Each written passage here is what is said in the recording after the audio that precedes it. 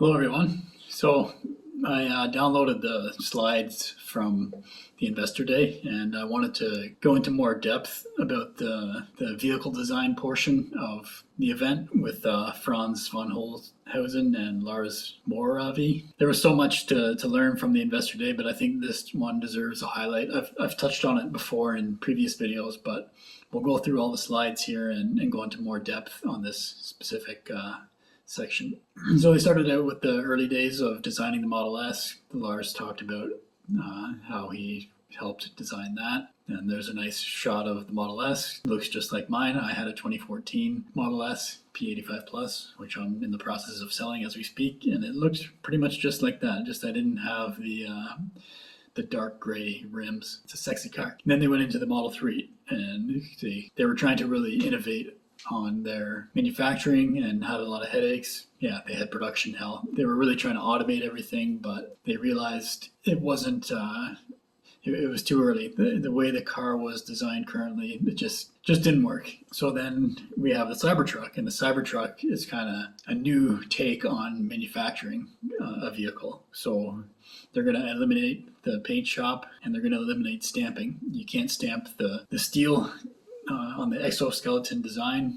It can only be folded on a scored line, so that's why it has the straight lines as it does, and no paint, as I mentioned. So it really cuts down on the factory footprint that you'll need for the truck. But of course, Tesla doesn't stop there. They want to innovate further. They kept thinking, how can we make this better? And they looked at all the elements: design, engineering, manufacturing, automation. They looked at the current way of assembling, which includes stamping the body and then painting the body and final assembly. This is what was done for 100 years. Surely there must be a better way. The Model T Ford was assembled in this manner. The current way that's been around for 100 years, you have this body in white that's all put together, and you paint it, and then you take the doors off, and you have this body of a car that's in your way, and humans have to go in and out of to assemble parts, and that takes a lot of time, the going in and out of the vehicle. So Tesla thought there's a lot of wasted time going in and out of the vehicle, so how can we improve that? So here's one of the innovations where the seats are now placed on top of the battery pack, and the top of the battery pack is the floor of the vehicle. And they can just raise that up into the vehicle when the time is right. And also they have the castings now. So you have a front casting and a rear casting. And this slide shows how it's more efficient to work on those smaller parts of the vehicle while they're still separate. There's more area to work on the car.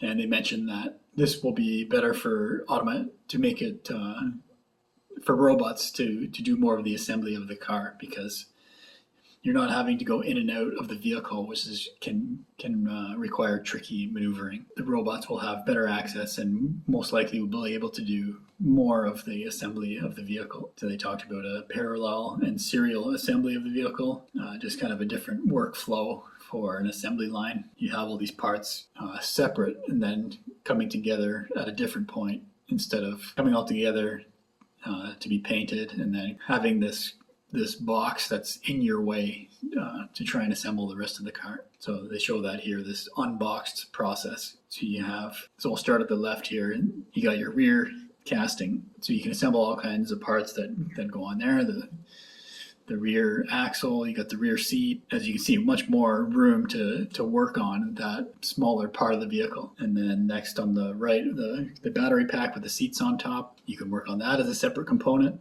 And then at one point, raising it up into the vehicle when it is time to bring it all together. And you got the doors there, and then the two sides of the vehicle as well, as the painted components in this slide. That all comes on. It appears like they'll be painted separately. Well, it won't be assembled. I'm pretty sure that's what they're suggesting. Like it'll be, these components will be painted all on their own. Because they said that it'll save on paint, because you only paint the very specific areas that actually need paint. And then you got your front casting that you can see there's much more room you can see the dash is already on there, whereas current assembly methods, the dash doesn't go on until the car is already mostly assembled and you have to put it in through the door. And so I think this slide here is the most important and illustrates the big component of the Gen 3 platform and the savings that they're going to realize by saving time and the ease of manufacture, the savings on paint, the less parts they'll need because of the giga castings and the structural component of the battery with the seats on top. Yeah, the illustration there was of a Model Y, but they're talking about the Gen 3 platform. It sounds like there's not going to be stamping for the Gen 3 platform. Just like the Cybertruck, that'll help reduce the footprint of the factory. A smaller factory requires smaller investment.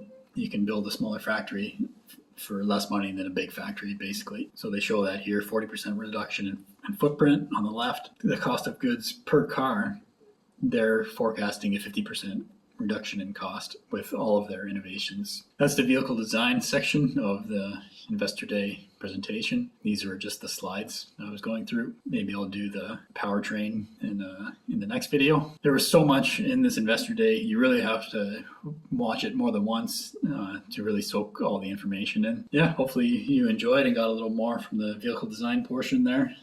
My name's Evan Bertrand. This is the Evergreen channel. Subscribe if you like. It's free. And thanks for watching.